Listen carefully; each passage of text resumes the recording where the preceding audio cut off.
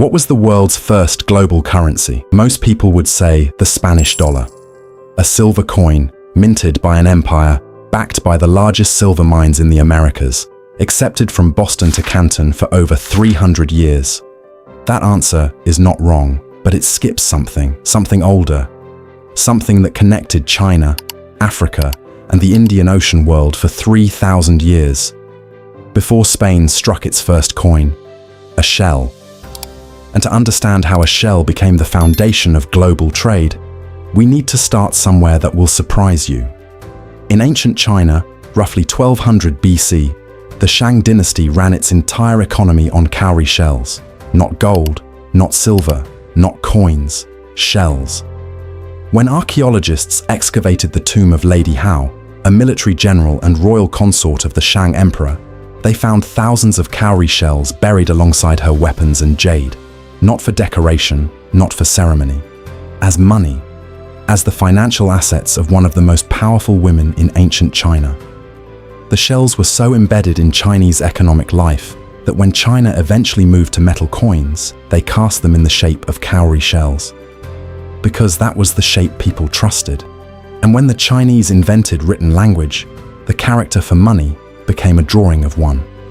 That character still exists today. It is the root of dozens of modern Chinese economic terms. Buy, sell, trade, wealth, currency. All of them trace back to a pictograph of a shell. 3,000 years of economic history, written in a single drawing. But China was only one piece of this network, because the shells had to come from somewhere. And that somewhere was one of the most remarkable supply chains the ancient world ever built. If shells were money, where did the money come from? The answer is the Maldives. A chain of tiny coral islands scattered across the Indian Ocean, 700 kilometers southwest of Sri Lanka. Today, most people know the Maldives as a luxury holiday destination. In the medieval world, it was one of the most important economic hubs on Earth. The warm, shallow lagoons of these islands were home to one specific species, Monetaria moneta, the money cowrie. Small, smooth, white, almost porcelain in appearance, and they grew there in enormous numbers, and almost nowhere else on Earth. The harvesting process was almost deceptively simple. Fishermen submerged palm branches and coconut fronds into the lagoons. Algae grew on the leaves. The cowries were attracted to the algae, attaching themselves to the branches in their millions. After several weeks, the branches were pulled ashore. The shells were spread out in the sun to dry, washed, and sorted into the uniform, polished tokens that markets across the world had come to recognize and trust.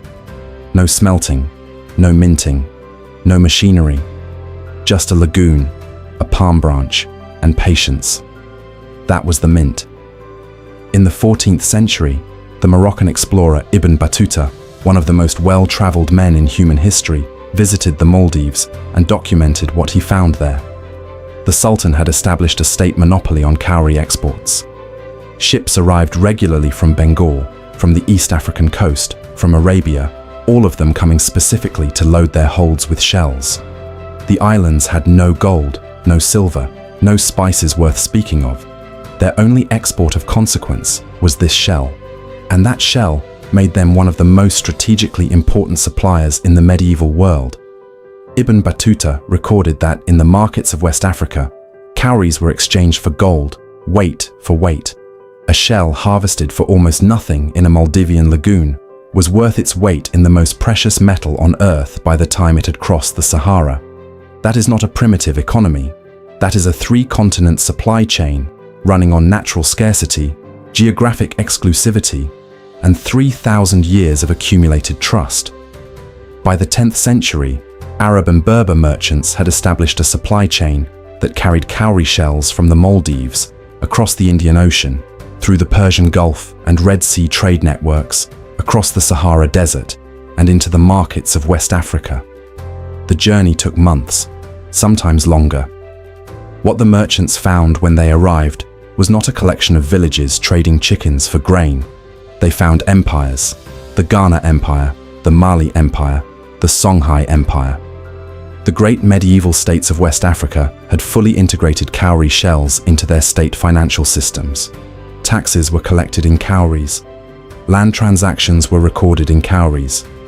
Court fines were levied in cowries. Debts were settled in cowries. The shells were strung in standardized denominations. 40 shells to a string, 50 strings to a head, 10 heads to a load. A decimal accounting system that made large transactions precise, auditable, and consistent across enormous distances and between peoples who spoke different languages. This was not primitive, this was monetary policy. In the 14th century, the Mali Empire under Mansa Musa was one of the wealthiest states on earth. Its tax revenues, collected partly in cowries, funded mosques, universities, and trade routes that stretched from the Atlantic coast to the Middle East. When Mansa Musa made his famous pilgrimage to Mecca in 1324, he carried so much gold that his spending depressed gold prices across North Africa and the Middle East for over a decade. That wealth was built on a monetary system anchored, in part, by a shell from the Indian Ocean. Across East Africa, the story was the same. The cowrie shell was so foundational to local economic life that across the region, local words for money derived directly from the name of the shell itself. When money arrived in these communities, it arrived as a shell.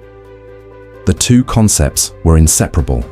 The cowrie functioned as what modern economists would call a hard currency. Its supply was naturally limited by geography. It could not be counterfeited. It did not corrode or degrade over time. And because almost every shell in circulation had to travel thousands of kilometers from the Maldives to reach the market, its scarcity was built structurally into the system. For centuries, this worked. It financed empires. It funded universities. It connected continents. It gave millions of people across Asia and Africa a shared economic language that required no army to enforce and no institution to maintain. Then the Europeans arrived. And they did not bring competition. They brought something far more dangerous than that. When Portuguese traders reached the West African coast in the 15th century, they quickly discovered what Arab merchants had known for centuries.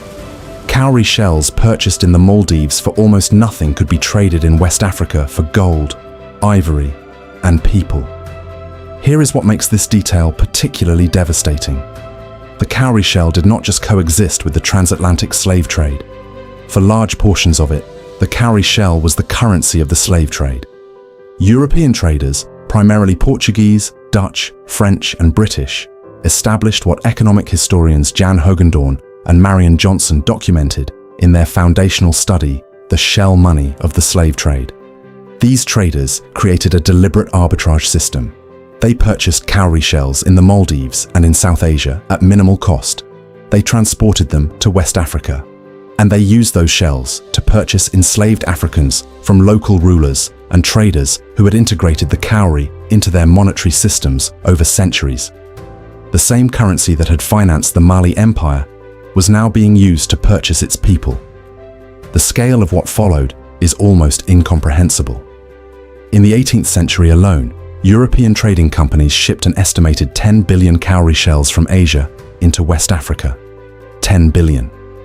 Think about that number for a moment, moving across two oceans, specifically to be used as a medium of exchange for human beings.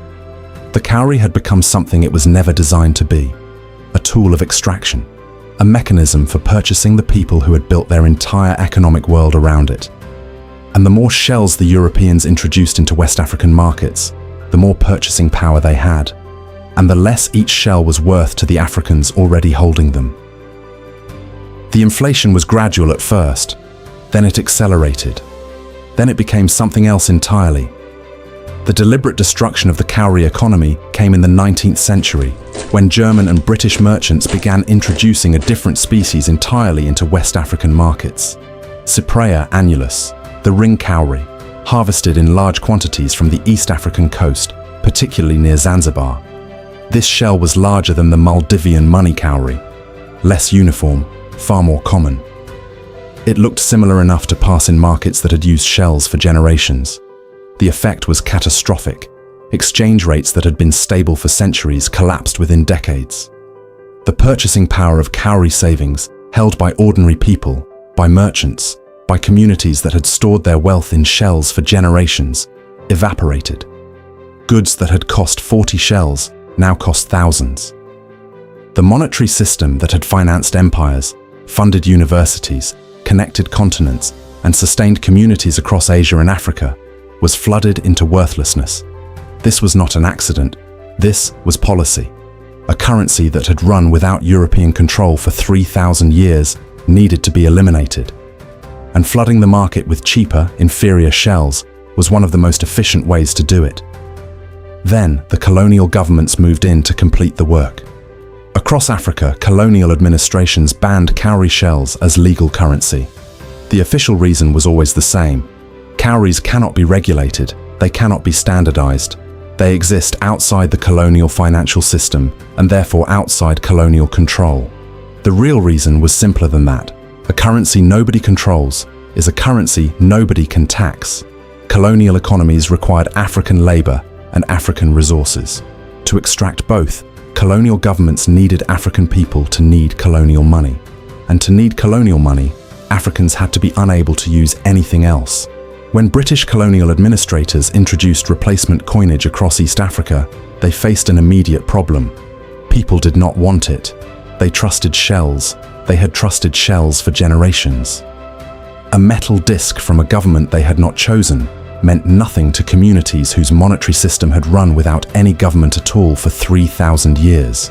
They minted the 1-cent piece for the East Africa and Uganda protectorates with a hole through the center. Not for any technical reason, not because it was cheaper to produce, but because for generations, people across East Africa had strung their cowrie shells on wire or cord, wearing their wealth around their necks or at their waist. The British had to design their colonial coin to be worn exactly the same way, because people trusted shells, and a coin that could be strung like a shell had a better chance of being accepted than one that could not. The most powerful empire in the world had to mimic a seashell to get people to use their money. The Spanish dollar had an empire behind it. Central banks, silver mines, naval fleets, the full institutional weight of the most powerful state of the 16th century. The cowrie shell had none of that. It had a lagoon in the Maldives, a natural scarcity that could not be manufactured or faked, and 3,000 years of trust built across the markets of China, Africa, and the Indian Ocean world. When historians write about the history of money, they usually begin in Europe. They begin with coins and kings and central banks. They begin with institutions. The cowrie shell system financed some of the greatest empires the medieval world ever produced. And it was not destroyed because it failed. It was destroyed because a monetary system that nobody controls, that requires no government and no army to function, that runs on natural scarcity and accumulated trust, is a monetary system that nobody can exploit. The coin with the hole through the middle is still out there, in a museum in London. Your grandparents probably still have some. Proof that even the most powerful empire in the world had to acknowledge at least once that money is not what governments say it is. Subscribe for more videos like these. And drop a comment. Which detail surprised you most? We'll catch you on the next one. Take care.